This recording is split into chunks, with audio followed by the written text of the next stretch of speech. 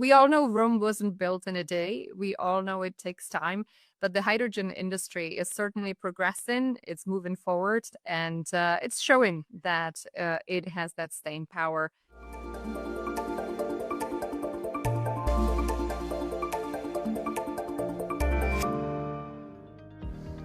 Hello and a very warm welcome to another episode of Energy Frontiers, brought to you from our studio in Baku.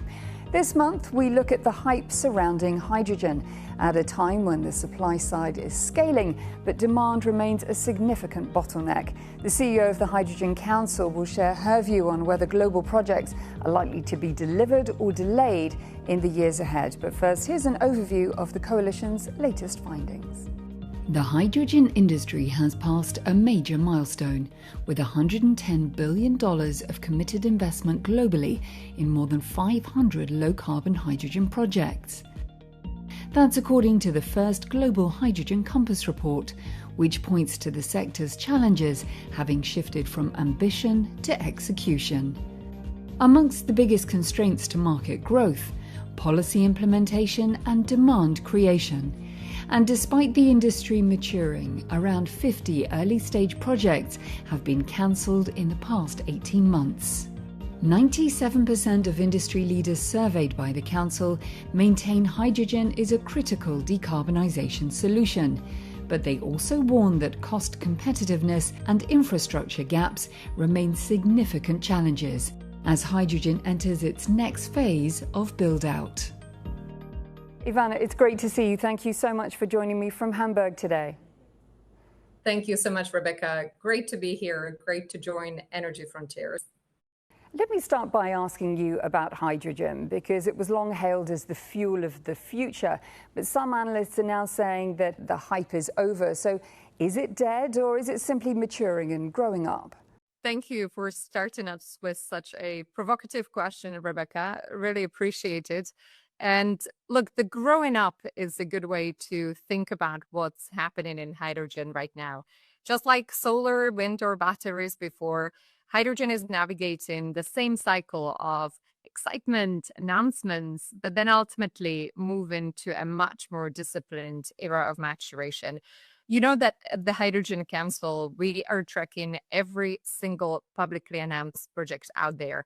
And the numbers tell an incredibly clear story.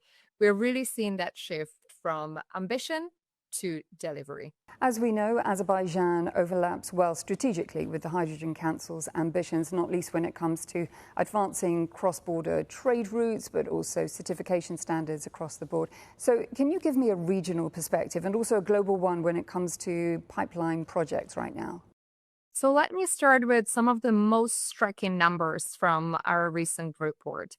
110 billion in committed capital, over 510 projects past FID, so final investment decision, in construction, in operation. So that is a real shift. And what I'm most excited about personally is not just these great numbers, it's really the trajectory behind them. So if we look at the progress over the last 5 years, we are seeing 50% year-on-year growth. And the difference between 2020 and where we are today is we have 10 times more in committed capital. That's really significant. And that's where seeing all the regions, really come through on project delivery. China is dominating both in terms of overall committed capital, but also in terms of renewable hydrogen production. Second place is North America, leading on low carbon hydrogen production, thanks to longstanding experience and infrastructure for molecules. Third, Europe. Things have been a little slow, to be honest, although Europe has all the ingredients to be extremely successful as a number one demand center in the world. As you know, hydrogen is at its best when it connects countries, regions with abundant resources. You mentioned Azerbaijan. So we're really excited about these developments and seeing that countries are leaning in their strengths, which is extremely encouraging. Plenty to be encouraged by, absolutely. But also, conversely, plenty of projects have been stalled or delayed. And of course, the next big test will be demand. So my question is really, when will policy commitments and pilot projects really turn into truly bankable offtake at scale? Look, demand really is our next big test. And you mentioned Baku, Azerbaijan. We were very proud to represent the industry at COP29 last year, where we supported the hydrogen declaration. And it was really all about how we activate demand. And I'm glad to report that we've achieved some progress in just the last 12 months, whether it's Japan moving forward with its contracts for different schemes, whether it's Korea organizing some of the first auctions for hydrogen and derivatives, whether it's Europe coming forward with the clean industrial deal and the promise of more practical, pragmatic policy making and rule making for hydrogen. However, it really boils down to the follow through.